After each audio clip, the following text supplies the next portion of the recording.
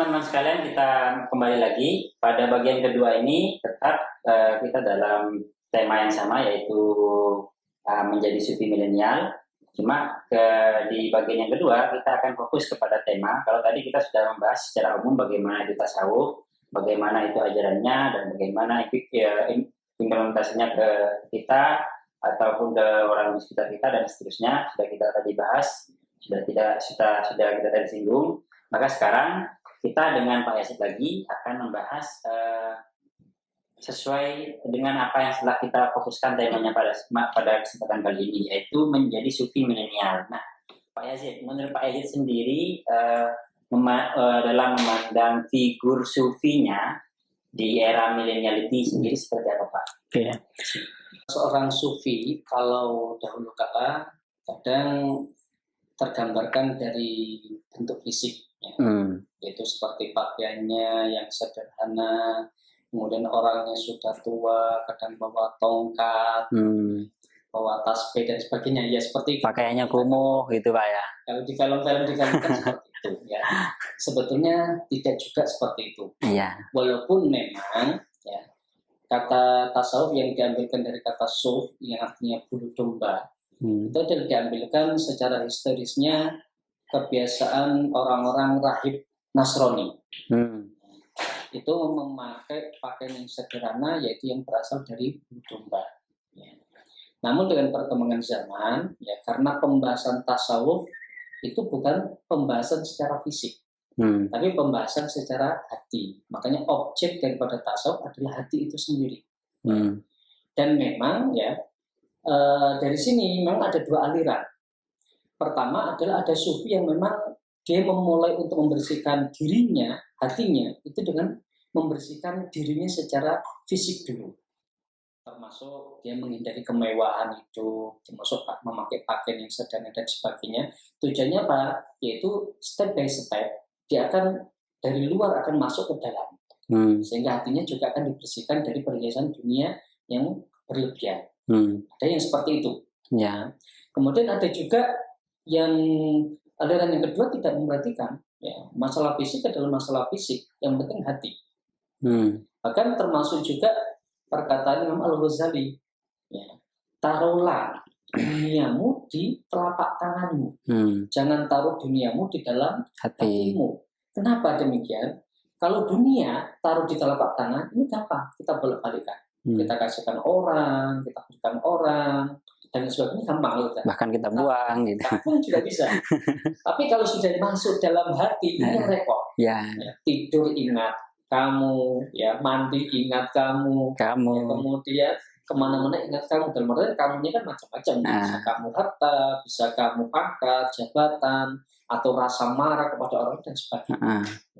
Yang otomatis di sini pembersihan hati itu ya tidak tertumpu dari fisik, tapi langsung bisa ke hati, gitu. Iya. Dan yang seperti itu. Terus ini lagi Pak, kan kalau kita melihat pandangan kebanyakan orang Pak ya, kan memang sufi itu kayak dipandang kolot atau konservatif lah, tidak menginginkan hal-hal yang itu berbau dunia. Nah, dalam pandangan Bapak itu untuk menjadi sufi di era sekarang dan menerapkan ajaran tasawuf yaitu berupa zuhud, itu seperti apa Pak implementasinya Pak? Oke. Ya. Tadi ya memang ada beberapa pandangan sufi yang memulai pembersihan hatinya lewat fisik. Namun ada juga yang secara langsung. Ya. Saya teringat ya di antara thariqat yang mengharapkan pengikutnya orang kaya, itu diantaranya adalah thariqat Syadziliyah. Ya. Itu orang kaya semua gitu, banyaknya ikut. Mengharapkan muridnya, dan juga tidak terkungkung tasawufnya pada pakaian, sehingga mereka termasuk sufi berdasi atau sufi perlinting. Saya teringat pengajian Kiai Jamaluddin Ahmad yang mana beliau pernah menceritakan bahwa Kiai Jalil, guru beliau itu punya ruangan yang bagus, kemudian kursinya juga mewah, yang terbuat dari kulit. Kemudian kalau ada tamu, hidangan mewah juga dikeluarkan. Ya. Namun hal ini ternyata apa? Bukan untuk kepentingan Kiai Jalil sendiri, tapi apa? Karena untuk menghormati tamu. Ya. Bahkan saya juga punya guru. Ya. Kalau saya sebutkan kiai dan pengasuh pondok Fadlillah, Tambak Sumur. Ya. Itu beliau luar biasa lomannya. Padahal beliau tidak bekerja secara kasat mata, tapi setiap ada kiai yang kesana itu mesti disambung. Padahal mungkin baik dalam rangka namu biasa atau nggak ngisi acara gitu Pak? Namu biasa. Namu biasa. Biasanya kadang kiai yang datang ke sana itu kan kadang ngisi di masjid, kemudian di situ menjadi tuan rumah untuk jamuan. Itu kadang disambung. Kemudian ketika cerita bahwa kiai membangun disambung lagi. Padahal kalau secara fisik ya kiai ini nggak kerja, dan juga mungkin minahayatullah tasibnya luar biasa. Pondok itu nggak pernah narik biaya, dalam arti biaya pembangunan itu nggak ada, tapi bangun terus, ini yang luar biasa. Bahkan sampai wali santri itu banyak hutang sampai 1 M lebih tiap tahun laporannya, tapi nggak boleh ditagih gitu. Ya, tapi pondok tetap jalan terus, ya pembangunan juga jalan terus, ini yang luar biasa. Makanya ya dalam era modern ini, era milenial ini, ya kita menjadi sufi bukan berarti kita harus merubah penampilan kita, ya misalnya yang tidak berjenggot harus ditumbuhkan jenggotnya, ya, kemudian harus pakai sorban panjang, kemudian harus pakai jubah dan sebagainya, tidak mesti. Itu tadi ya bahwa kita bisa menjadi sufi pada era modern itu kenapa? Yang penting hati dan lisan kita. Ya. Bahkan ya Kiai saya juga menyampaikan bahwa zikir itu bisa di mana saja. Ya, makanya dalam amalan thariqat itu kan ada istilah zikir jari, ada zikir khafi. Kalau zikir jari itu diucapkan secara lisan, ada suara. Ya, kemudian kalau zikir khafi itu secara dalam hati. Ya, sehingga karena ada pelatihan seperti itu, maka dimanapun kita seharusnya ya misalnya sambil ngopi di warkop atau dalam kendaraan itu nggak apa-apa kita sambil zikir. Dalam artian zikir ketika sambil ngobrol bukan berarti zikir dengan lisan, tapi zikir dengan hati. Ya. Makanya dalam thariqat ya kalau yang bisa itu ada yaitu latifah-latifah yang ada dalam diri kita. Kita konsentrasikan lafaz Allah di dada. Ya saya ngajarkan gitu sampai wudu kita juga fokus lafaz Allah. Kemudian ketika sholat juga fokus lafaz Allah. Sehingga bahkan sampai dimanapun kalau bisa tetap fokusnya lafaz Allah. Sehingga dengan demikian maka zikir kan mempunyai 2 arti. Pertama zikir itu berarti menyebut, yang kedua adalah mengingat. Makanya man ahabba syai'an kathura dzikruh. Barang siapa yang mencintai sesuatu maka dia seharusnya banyak menyebutnya. Dengan menyebutnya tersebut artinya dia ingat. Dengan mengingat maka dia menyebut. Makanya 2 definisi zikir tersebut saling berhubungan. Maka pada era milenial ini walaupun kita pakai jas, pakai dasi, ya tidak menutup kemungkinan kita menjadi seorang sufi. Karena pada hakikatnya ya kita sufinya dalam mensucikan diri kita dan tujuannya apa? Untuk menghubungkan diri kita kepada Allah. Dimanapun, kapanpun, dan tidak mengenal tempat. Ya, termasuk aksesoris tubuh kita tidak masalah. Gitu. Walaupun saya juga sering kadang pengajian pakai jin. Dan kenapa saya pakai jin? Ya karena ada alasan. Kalau seandainya saya pakai celana yang biasa, ya, apalagi misalnya jauh, apalagi malam, ini kan bisa mengganggu kesehatan saya. Makanya saya kadang pakai jas kulit atau jas jin atau celana jin. Ini tujuan rasionalnya adalah itu. Bukan berarti masuk pengajian kok pakai celana jin, tidak. Itu saya kira jamaah juga sudah memahami karena perjalanan jauh. Ya, walaupun memang secara strategi dakwah ketika orang berdakwah ini seharusnya memakai aksesoris yang mendukung. Pakai sorban, pakai sarung dan sebagainya. Tapi saya lihat itu kan kondisional. Berarti memang kalau mau dibilang itu untuk menjadi sufi di era milenial ini memang secara display utama tidak harus menjadi perhatian kita, Pak ya. Iya. Display penampilan atau semacamnya seperti yang Pak jelaskan, aksesoris tubuh kita ini bukan substansinya, Pak. Jadi sufi di era milenial. Iya betul. Tapi tetap pada hati kita, kemudian ajaran-ajaran di tasawuf sendiri yang kita amalkan gitu Pak. Ada yang satu yang terpenting. Ya, apa ini? Seperti walaupun kita tasawuf dalam artian tasawuf apa? Yaitu sanad zikir. Jangan sampai ketika kita zikir atau mengamalkan, ya misalnya kita zikir apapun, itu kalau bisa punya sanad. Dalam artian itu digurukan, dan gurunya kalau bisa ya nyambung sampai ke Rasulullah. Ya. Saya teringat perkataan seorang kiai yang ketika itu saya mendengarkan lewat radio yang dari Mojokerto. Beliau mengatakan bahwa orang yang membaca zikir la ilaha illallah sekali dengan digurukan itu lebih baik daripada membaca la ilaha illallah 70 kali. Tanpa guru itu Pak. Tanpa guru. Walaupun kita tahu baca la ilaha illallah kan tahu kan. Iya. Tapi itu tadi sanad guru itu sangat penting. Kenapa? Diibaratkan sanad ini seperti kabel listrik. Jadi kalau kabel itu nyambung sampai ke genset atau PLN, ya nyala. Sepanjang apapun kabel itu. Misalnya dari satu orang ke orang-orang, misalnya sampai 100 orang, muridnya ke 100. Kalau kabelnya nyambung, ya nyambung. Dan lampunya akan nyala. Yeah. Tapi sebaliknya, kalau seandainya putus, ya walaupun dikasih lampu yang kecil, ya tetap nggak akan nyala. Jadi ada efek seperti itu. Makanya sanad ini sangat penting. Terutama dalam amalia zikir dan sebagainya. Kira-kira Pak, untuk kita di kalangan pemuda ini ya di era milenial seperti sekarang, untuk agar tetap berada dalam koridor yang pas, misalkan kita ini menjadi sufi nih Pak.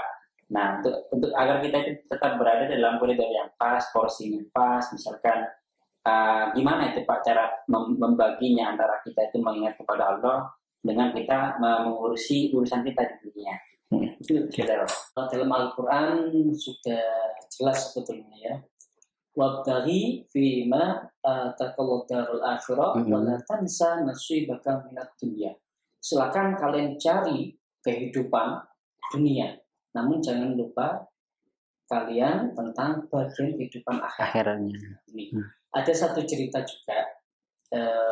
Kalau nggak salah seorang wali di Banten, ya. Beliau ini adalah seorang petani. Beliau ini, ya, seorang petani. Ya, ketika beliau ini memanen, ya, itu akan membagi panenannya akan menjadi berapa bagian. Pertama, ya, dia hasil panennya untuk keluarganya. Kemudian yang kedua dia akan membagikan hasil panennya untuk orang lain. Kemudian juga dia akan membagi waktunya. Ada waktu untuk keluarga, ada untuk waktu untuk masyarakat, dan ada waktu untuk Tuhannya. Ya. Dan otomatis kalau waktu malam itu adalah waktu untuk Tuhannya. Ya. Karena bahwa waktu malam ini adalah waktu yang sangat intensif dan sangat sakral ya. Dan ketika itu kan nggak mungkin juga misalnya tengah malam berkhidmat kepada manusia kan. Nggak mungkin misalnya kita sodako jam 1 malam ya nggak apa-apa sebenarnya ke masjid kalau orang-orang pada tidur. Maka itu adalah waktu yang untuk Allah itu sendiri. Ya. Nah mungkin kalau waktu siang dan sebagainya karena bagi yang punya keluarga ya silakan dia bekerja. Nah jangan lupa ya dari hasil kerja tersebut itu tetap ada hak orang lain. Makanya rata-rata ya para sufi ini sangat memperhatikan orang lain, terutama anak yatim dengan fakir miskin. Ini menjadi amalan. Bahkan karena amalan tersebut, ya, karena apa? Karena menyayangi anak yatim, menyayangi duafa, itu dalam hadis qudsi dikatakan, ya, barang siapa yang memberi, ya, atau memberi makan anak yatim atau duafa, maka Allah memberinya. Ya. Kalau dalam Al-Quran saya agak lupa itu. Intang surullah yang surkum itu ya barang siapa yang menolong Allah maka Allah akan menolongnya. Bagaimana menolong Allah? Masya Allah perlu pertolongan. Ya, kita tidak bisa memahami teks ayat itu seperti itu. Dalam artian kita menolong orang-orang yang memang kita diperintahkan untuk menolong Allah. Terutama fakir miskin dan yatim itu. Maka Allah juga akan menolong. Makanya para sufi ini luar biasa. Ya, sufi ini terkenal dengan kelembutannya, dengan sifat penyayangnya. Makanya tidak ada yang se-fleksibel dalam berdakwah kecuali para sufi. Termasuk Islam bisa merata dan bisa tersebar dengan damai di Indonesia. Ya ini juga peran dari para sufi. Peran para sufi banyak. Nah, termasuk dalam era milenial ini, ya, orang yang penuh, sekarang kan banyak persaingan, penuh kemarahan dan sebagainya. Ini sebetulnya momen yang sangat pas untuk menerapkan kasih sayang tersebut dan kesabaran. Ya, bisa kita bayangkan ya, ketika kita pulang kerja harus dikasih desakan, antri, macet dan sebagainya. Kemudian himpitan hidup pada zaman modern ini luar biasa, sehingga orang harus bekerja ekstra keras, ya, kebutuhannya banyak dan sebagainya. Nah, ini kalau disikapi secara negatif, orang akan negatif. Tetapi kalau disikapi secara positif, ya udah, dia misalnya, ini adalah wadifah saya sebagai pekerjaan saya menjalankan, ya udah kita laksanakan. Ketika di jalan macet, ya harus sabar. Ya, ketika ada orang marah-marah, kalau memang kita nanti ikut marah-marah tambah menjadikan suasana tidak baik atau justru banyak hal yang negatif, ya udah kita menahan marah. Soalnya Pak, pada zaman era seperti ini mencari orang yang mengalah itu sangat sulit. Iya Pak. Berarti sebetulnya ada begitu banyak cara Pak ya untuk kita itu menerapkan ajaran-ajaran yang sudah diajarkan oleh sufi Pak. Iya. Dan kita pun mungkin tidak begitu susah atau tidak begitu sulit untuk memulai ajaran-ajaran yang sudah diajarkan oleh seorang sufi ya. Tidak sulit sebetulnya. Tidak sulit karena banyak sekali instrumen yang bisa kita pakai atau media kayak tadi macet bisa sabar, bisa misalkan. Ada begitu banyak sekali Pak. Cuma itu tadi ya, semua itu perlu pembiasaan. Nah, dalam pembiasaan tersebut lama-lama akhirnya menjadi akhlak. Maka akhlak kita itu pembiasaan baik. Kalau kita biasa tidak marah ketika dimarahi orang lain, pada awalnya sulit, lama-lama akan bisa. Ya sama seperti kita punya amalan sholat duha. Pada awalnya kita sholat duha itu sulit. Harus ini. Tapi kalau kita sudah terbiasa, menjadi kebiasaan kita, menjadi akhlak kita untuk sholat duha, nggak sholat itu rasanya ada sesuatu yang nggak lengkap. Ada yang kurang gitu ya? Ada yang kurang. Ada apa kok kayaknya sebelum sholat? Sama juga kalau kita kebiasaan sholat malam, ya, sholat malam bangun biasa, apa? Suatu hari kita itu kadang tidur itu dibangunkan sendiri. Ya, kadang bangun sendiri otomatis. Oh iya, waktunya sholat. Ini sama. Seperti kita sholat fardu juga, karena kita punya rasa tanggung jawab, karena apa? Nggak sholat itu nggak tenang. Ya, kadang belum sholat isya, malam itu kadang bangun. Oh iya, kok bangun? Oh iya, belum sholat isya. Ini adalah seperti tanggung jawab, makanya itu perlu pembiasaan. Maka dalam sufi itu, ya, hati kita itu adalah cermin. Maka ya ini banyak dibahas oleh Ibn Arabi maupun Ibn Athaillah. Kita harus membersihkan hati kita. Ya, kita lap hati kita ya, dari waktu ke waktu, tujuannya apa? Hati ini supaya bersih, bagian cermin. Ketika nanti ada cahaya ilahi masuk ke hati kita, maka cahaya tersebut akan bisa diterima karena hati bersih. Kemudian dari hati yang bersih tersebut itu akan memancarkan cahaya tersebut kepada orang lain. Gitu. Ya, terutama kepada hati diri kita juga, akhlak dulu. Ya. Kemudian kepada orang lain. Makanya seorang sufi, ya, selain hatinya bersih, selain dirinya soleh, dia juga harus soleh secara sosial. Ya, soleh kepada lingkungannya, kepada temannya, sosial, bahkan sosial secara alam terhadap lingkungan, termasuk seorang sufi ya nggak suka membuang sampah sembarangan dan lain sebagainya. Ini juga sama ketika misalnya dia bersenang-senang tidak sampai merugikan orang lain dan lain sebagainya. Ya berarti kesolehannya itu harus secara vertikal, baik horizontal Pak ya. Iya. Jadi ya, dan hablum minanas. Kalau hablum minan alam gimana Pak? Termasuk hablum minan alam itu hubungan segitiga. Iya. Jadi hubungan dengan Allah, kemudian hubungan dengan sesama, kemudian dengan alam. Dalam artian ya, Allah menciptakan alam ini kan untuk melayani manusia, supaya manusia ini bisa menjadikan alam sebagai media, sebagai wasilah untuk bersyukur dan mendekatkan diri dengan Allah. Ya. Sama seperti jasad kita, ini juga adalah alam sebagai media kita. Bagian dari alam kan. Ada rambut, ada jidat, ada ini, kita kan harus bersyukur. Makanya apa yang kau lihat, apa yang kau dengar, apa yang kau rasakan adalah pelajaran. Kalau mau merenungkan, ya, Kenapa di balik fenomena mesti ada hikmah. Nggak mungkin Allah menciptakan sesuatu itu sia-sia, itu nggak mungkin. Nggak mungkin Allah menciptakan rambut sia-sia, itu nggak mungkin. Mesti ada hikmahnya semua. Iya. Baik, terima kasih Pak Yazid atas ilmunya yang sangat berharga sekali. Semoga bisa bermanfaat untuk teman-teman yang sedang menonton tayangan ini, Pak. Iya. Insya Allah kita akan bertemu lagi di tayangan berikutnya.